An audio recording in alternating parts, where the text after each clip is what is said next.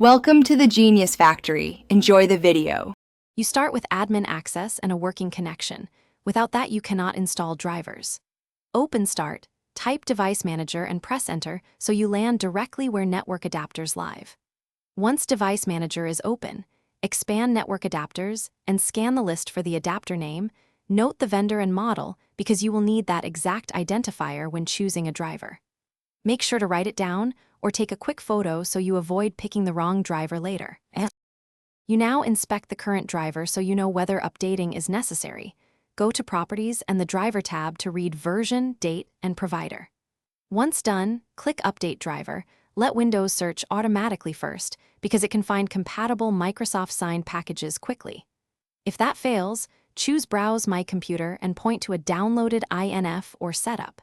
EXE from the OEM site using the exact model name. Make sure to prefer WHQL signed drivers to reduce instability and driver signature problems.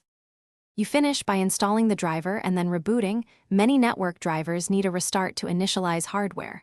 Once the system is back, verify connectivity with a quick ping to 8 or by loading a website. Make sure signal strength and link speed match expectations. If things go wrong, roll back the driver from Device Manager or Trigger System Restore. You can also boot safe mode with networking to isolate software conflicts. Use any Device Manager. Thanks for watching. If you found this helpful, don't forget to like and subscribe.